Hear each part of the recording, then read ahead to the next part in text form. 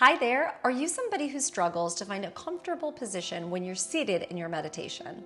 Maybe you're a beginner or maybe you're somebody more experienced, but you find it difficult to sit comfortably during your meditation. Well, if so, friend, then this video is for you.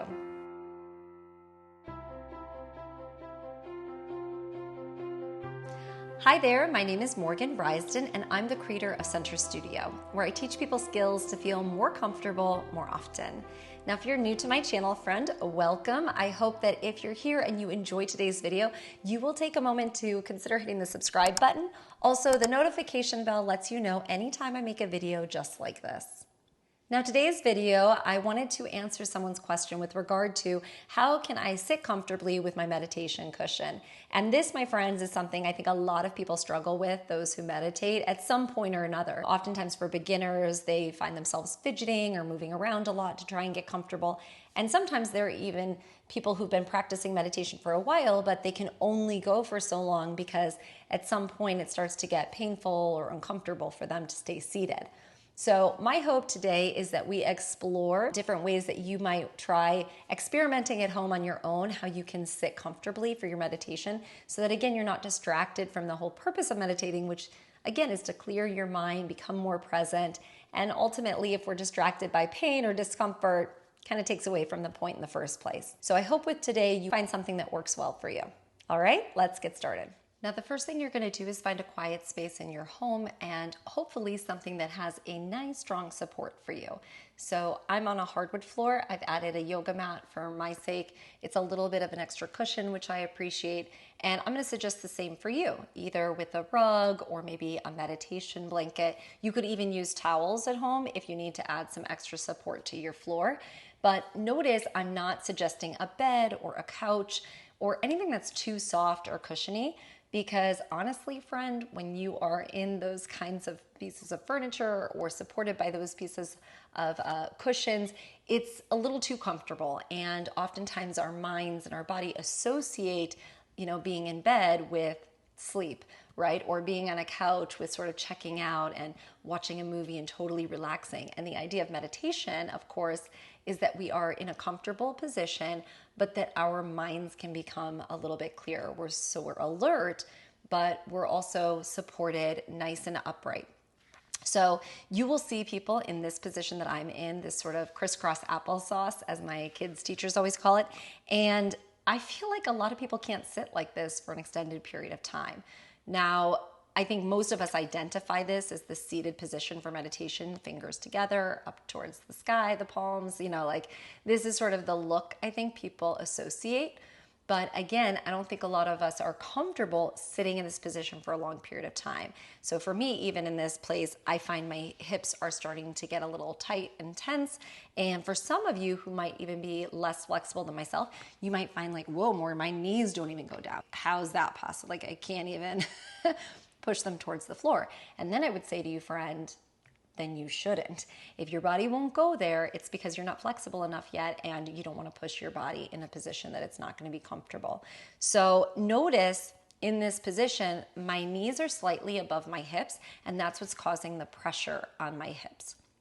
And this is why a lot of people will recommend getting a meditation cushion. So I've got this one that I love, and you can hear there's kind of these balls or pellets or what have you, and there's a kind of a weight to it. And this is oftentimes really, really helpful because, again, you want to be sitting on something that's firm. You don't want to be sitting on something that's too squishy. So don't grab a pillow off your couch that has a lot of give to it because you're not going to be getting the appropriate support. I did grab a blanket here to show you.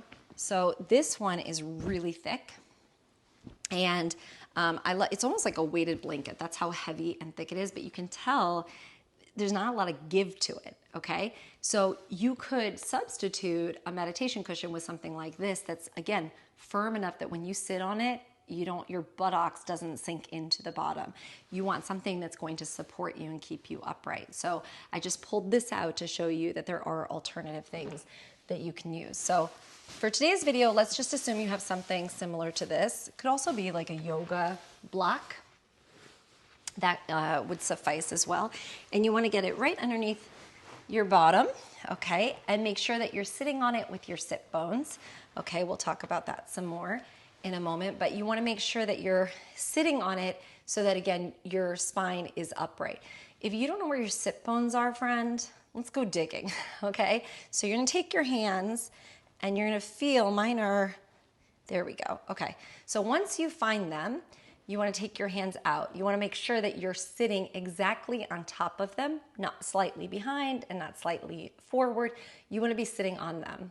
I mean, their name is sits bones, so you wanna be sitting on them because they even tell you to, okay? So think about making sure that you find those. Sometimes people put their hands under their tush and they're like, yeah, I found my sit bones. No, friend, they're actual bones and they're closer towards your center of gravity, towards your pelvic floor than they are to the outside of you. So you might have to, like, for example, mine are about here behind. So they're closer towards my hip joints, but underneath my bottom, okay? So once you find those, you wanna flip your feet, as they say, up towards the sky. So the tops of your foot are on the ground and your feet are staggered. So don't put one foot on top of the other. That's gonna cause you to have some numbness. Like sometimes I see people doing stuff like this. It's definitely gonna cut off the blood flow. You wanna stagger the feet, one in front of the other. And again, notice that the knees now are below my hips. So you got your hips here, nice and open, and your knees are down. Now, if you're somebody who struggles and you're like, it's still a lot of pain in my hips, you might need to bring your knees slightly up. So I grabbed two things to show y'all. I don't know what you have at home, but I'm just trying to show you that you can get creative, okay? So one is a pillow from my couch, and the other is a blanket I stole from my daughter's room, okay? And you could use something like this to bring underneath your knees, okay? So still my feet are staggered. The tops of my feet are on the floor. And now still my knees are below my hips, but they're slightly up and they've got something underneath them to support them. Again, you don't have to get too fancy. You could have a towel rolled up or something of that nature, but you wanna find a position that feels comfortable. That's like, yeah, I could have a conference call here. Or I could eat like a meal here, right? Have some snacks and sit here for a while. If you feel that way, friend, chances are you'll be able to meditate there for a little bit, okay? So I want you to pay attention to, could I sit here for an extended period of time feeling pretty comfortable and not feeling like I need to fidget or move around or get comfortable?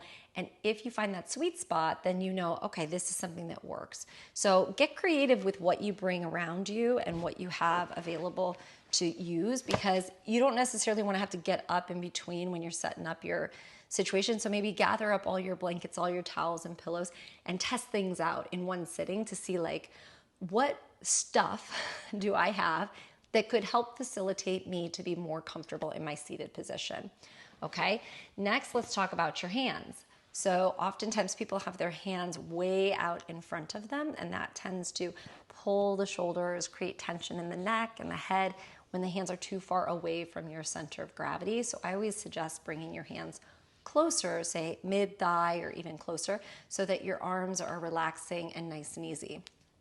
That said, you might be somebody who likes to have your hands together, and you might want to put something underneath your hands so that the backs of your palms are supported with something, and you can really let your hands sink into what's holding them up, okay? So again, if I didn't have that here, it might feel like, oh, it's pulling, and I have to work to keep them upright or to keep them out. And if you put something in your lap, like I just am grabbing Ilya's rainbow blanket, like that's a nice, comfortable thing. Again, I could hang out here for a while quite comfortably.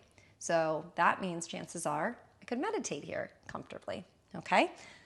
Now let's look at it from the side, okay? So from the side, it would look a little bit like this. Again, I'm on my sit bones. Notice I'm not overarching my back, because that would be putting strain on my neck and my shoulders, and I'm also not slumping down. I'm really on my sit bones, and my back is nice and long, and my spine is supported. Now, in Alexander Technique, we always talk about the head moving forward and up, and it's not that I have to lift my chin or move my forehead weird. I think of it as my crown of my head, okay? In my case, I've got a bun right now. That's going up towards the ceiling. Now, I've got a lot of fine, thick hair, So when I leave it in a ponytail, or even if I leave it down, friends, to be quite honest, it gets heavy if I'm not moving around. So if I had my hair down, that would start to slowly pull on my head and create tension in my neck. So I purposefully put my hair not just in a bun back here, but on the top of my head. So it acts as, oh yeah, another weight on the top of my head, and I think out the top, so that I'm nice and long all the way. Some people talk about a string on top of their head, you know, whatever thought helps you to remember that your head is moving that direction. We don't want our head sinking down this direction because that's going to put a lot of pressure on your body, okay? So here, quite comfortable. Seated upright, head is on top of the spine, shoulders are relaxed, and I could stay here and hang out. Now, all that said, you don't have to sit like this. You could also find other ways to sit. What I mean by that is I, for example, love, and that's probably still an understatement, I love to sit like this. Okay, so my knees are stacked, I'm on top of my heels, and I could sit here. I sit like this all the time. For dinner, to teach, I sit like this very often. A lot of people are uncomfortable like this. They find it too much of a stretch, say, oh, I can't stay like that, I'm not that flexible. This is actually thanks to my dad, because my mom would say, Morgan, put your feet flat on the floor. We'd be eating dinner at a restaurant. She'd be like, put your feet flat on the floor.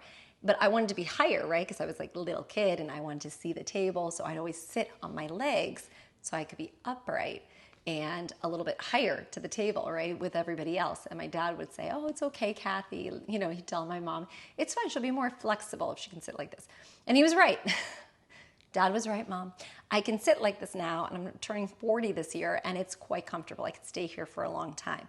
Now, if I wanted to stay even longer, I might even take my meditation cushion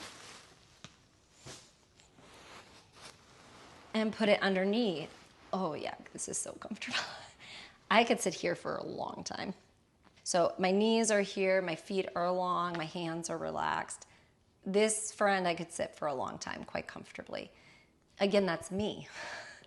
I'm not suggesting you have to sit there for a long time, but my sit bones are underneath me. My spine is elongated. My head is on top of my spine going up towards the ceiling, and everything is aligned. Nothing is hunching over. I'm nice and supported. Wherever you can get comfortable so that you feel like your spine is elongated and you're nice and upright, that's where you want to practice your meditation. You might be someone who says, I need to sit up against a wall, okay? Maybe you have a wall, you don't want your neck and head pushing against the wall, but maybe you put a cushion behind you. Maybe for some of you, you find yourself, okay, I'm gonna slowly, this is more comfortable. Something behind my back, but I could be here. Maybe you need a cushion underneath. Whatever it is, you find a place where you're going to be able to sit for an extended period of time. The last one I'm gonna show you is just classic sitting in a chair, okay? Sometimes we forget that you could sit in a chair to be in meditation. There's no reason to rush into sitting in a lotus pose, for example, like this, crisscross applesauce, if that's not a position that you would regularly find yourself sitting in comfortably. If you can't sit there comfortably during your day, chances are when you go to meditate, you're not going to be able to sit there comfortably. All right, so let's check that out. So like I said before, I think that another wonderful place to start, especially if you're a beginner, is in just a regular chair. So I grabbed a stool for today's purposes just to show you, because ideally you're not going to use the back of the chair for support. Oftentimes when you lean back into a chair, you start to relax. You kind of get away from your practice of meditation because your body sort of falls into its relaxation mode where it knows to kind of drift off and mind wander. And again, the purpose of meditation is to clear your mind, but with your body in an upright posture so that you're present, alert, and really feeling grounded and supported by the earth underneath you. So you're going to want to have some sort of a chair or stool that has a hard seat to it. If you have something that has like a little bit of a cushion, or if your sits bones are a little tender, I know some of my students are like, ooh, that's really hard.